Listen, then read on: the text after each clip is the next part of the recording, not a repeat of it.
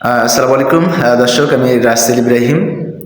বিশেষ করে সামনে যারা নিবন্ধন পরীক্ষায় অংশগ্রহণ করবেন তাদের জন্যই আমার এই ভিডিও। আপনারা ইতিমধ্যে জেনেছেন যে এখন নিবন্ধন পরীক্ষায় শুধু প্রিলিমিনারি হবে, অর্থাৎ এমসিকিউ হবে। বিষয়ভিত্তিক এবং সাধারণ জ্ঞান এগুলোর মধ্য থেকে মূলত প্রশ্নটা করা হবে। তো যাই হোক, অনেকে চিন্তা করতেছেন বা ভাবতেছেন যে পরীক্ষা অত্যন্ত সহজ হবে এবং অংশগ্রহণ করা মাত্রই উত্তীর্ণ হওয়া যাবে। আসলে তা সঠিক নয়।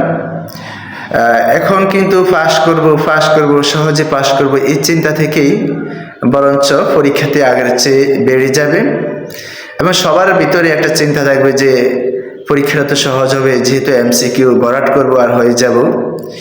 কিন্তু যাই হোক, আপনারা এটা মাথায় থেকে জেরে ফেলে দিন এবং সর্বাত্মক প্রস্তুতি নিয়ে পরীক্ষায় অংশগ্রহণ করুন। মনে রাখতে হবে, যেগুলো কমন পড়বে এমসিকিউ, এগুলো দেখা যায় সবারই কমন পড়বে, অর্থাৎ সাধারণ সিম্পল যে প্রশ্নগুলা এগুলো সবার কমন পড়বে।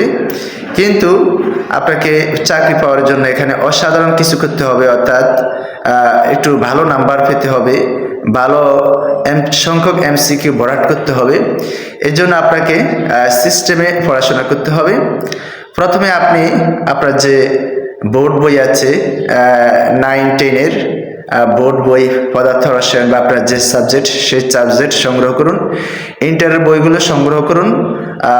পাশাপাশি গাইডগুলো থাকলে পাশে পড়ার টেবিলে রাখতে পারেন এবং এক্ষেত্রে আপনার বাজার থেকে একটা সাজেশন কিনবেন, জাস্ট নমুনা দেখার জন্য।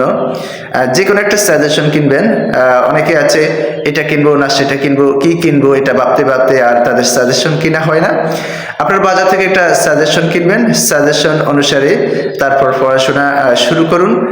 এক্ষেত্রে আপনারা খেয়াল রাখবেন যে ইন্টারমিডিয়েট পরীক্ষা নিচে আপনারা দিয়েছেন, ইন্টারমিডিয়েট পরীক্ষা বা ইউনিভার্সিটি ভর্তি পরীক্ষা বা জব পরীক্ষা যে হাই কোয়ালিটির প্রশ্ন আসে ঠিক ওই মানের প্রশ্ন আসবে।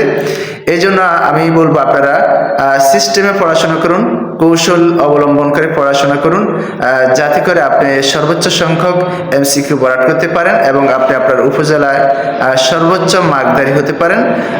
এতে দেখা যায় আপনি আপনার যে প্রস্তুতিটা বা কনফিডেন্স লেভেল সেটা বৃদ্ধি পাবে এবং আপনার চাকরি অনেকটা নিশ্চিত হবে। যাই হোক, পরীক্ষা সহজ হবে, পরীক্ষা দিলেই পাশ করবো এসব চিন্তা মাথা থেকে বাদ দিয়ে সিলেবাস অনুসারে আপনারা প্রস্তুতি নিতে থাকুন এবং নিজের জব নিশ্চিত করুন।